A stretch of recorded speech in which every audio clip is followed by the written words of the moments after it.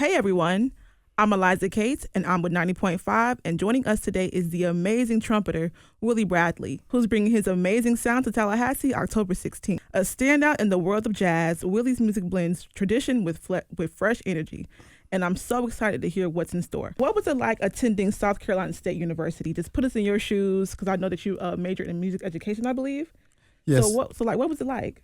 Okay, so coming from a small town in Orangeburg, South Carolina, I grew up in Orangeburg, and I already knew where I was going to go to school. I love South Carolina State University. Actually, when I was in high school, I was running home to get my bike and get my trumpet and ride back up to the South Carolina State University where the Marching 101 was practicing. And, taking my trumpet out and marching beside the band, I knew that that's where I wanted to go to school. And I became a music education major. I received a full music scholarship at South Carolina State for the Marching 101 and the jazz ensemble. And so majoring in music was extraordinary. We had a very good staff that was supportive of all the students and whatever they wanted to do when they graduated. And that's what got me to South Carolina State, and I'm actually back there now as a music industry professor. So it's come full circle. What was it like working with Preston Glass? Because I know that he's worked with Kenny G and Earth, Wind and Fire. What was it like? It was a privilege to be working with Preston. Like you did your homework on Preston, I did my homework on Preston. I got introduced to Preston by Geraldine. Her husband played bass for the Yellow Jackets. I forgot his last name. Anyway, Preston wrote and produced 7 tracks for that CD, and one of them featured Gerald Austin from the Manhattans, and the other one featured Club Nouveau. And Preston introduced me to those type of artists that supported me on my album, and it was amazing working with him, knowing that he produced for Aretha Franklin, Whitney Houston, Earth, Wind and Fire, Tevin Campbell, and the list goes on and on. So to be amongst artists of those calibers was amazing to me.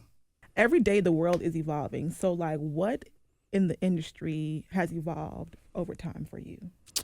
Over time, some things are the same, but a lot of things are different. And so I find myself now, some people still want to purchase. This is just one example. A lot of people still purchase CDs, but I'm finding myself having to convert to the USB ports for the cars because cars are changing. No more CD players in the cars. So that's the biggest thing. And that's a huge form of revenue for me as well. Mm-hmm. So I have to change with the times. Of course, some older generations still want CDs, but I see that's coming to an end here real soon. So I'm having to convert to the USB ports for cars. That's one thing. But as far as something that's still the same, that's always been diligent in the music industry, is hard work. Mm-hmm. Hard work and knowing the business side of the music industry is the most important part.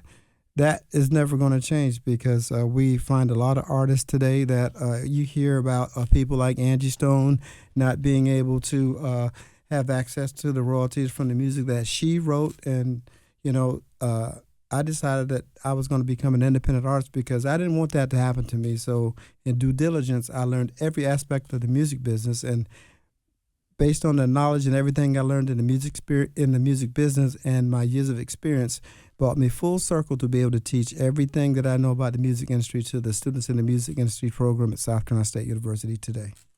So what is some advice that you would have for students wanting to pursue music as a career, whether it be, vocal training, instruments, just anything music related? Okay, the most important part is knowing the business side and knowing the business. And if there's something that you want to do in the music industry, make sure that you are knowledgeable about what it is you want to do.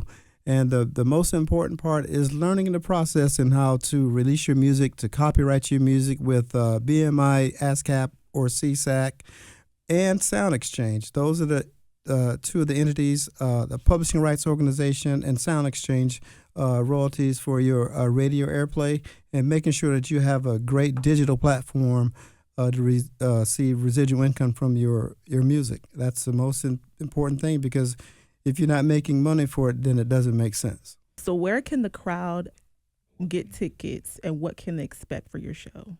You can get tickets at schooldays. www.williebradley.com.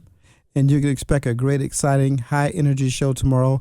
And I will be featuring one of my music industry students at South Carolina State University, Mr. Avante Covington, on saxophone. All right. So my last question is, where can the people connect to you? People can connect with me with my music. It's my website is www.williebradley.com, williebradley.net, and williebradley.org. I'm Smooth Jazz Willie on Instagram, and Willie Bradley 1 and Willie Bradley 2 on Facebook. All right. Y'all heard him. Connect. I do appreciate you so much for allowing me to interview Mr. Bradley. Thank you so much. Thank you for having me today.